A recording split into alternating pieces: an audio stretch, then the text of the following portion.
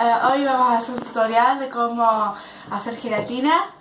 El primer paso es poner la gelatina en una taza.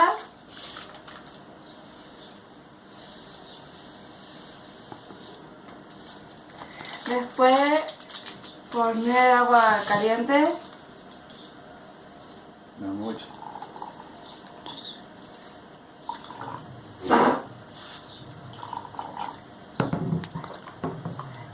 Para eso. Bueno, ahora hay que revolver la gelatina con una cuchara para que se disuelva. Hay que revolver.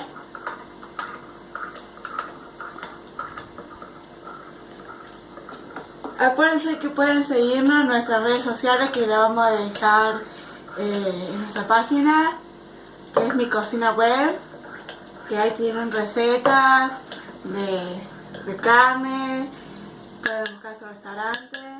Bueno, ahora hay que verter esto, la gelatina en un molde de vidrio, porque el plástico no queda lindo.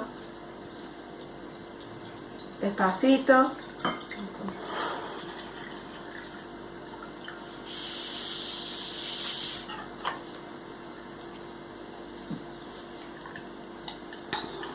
Ahora después otro revolver, seguir revolviendo. Y mientras revolvemos le echamos agua fría. Una taza si es posible. Fría, acuérdense, no tiene que ser caliente ni nada.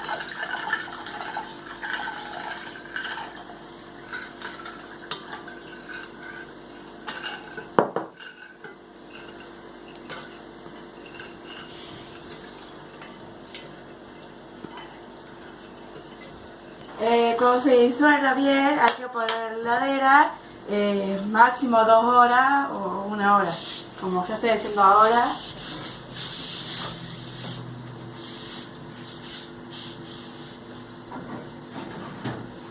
Lo importante es que no hay que sacarlo mucho tiempo, porque si no va a quedar fea y se va a estar fiera.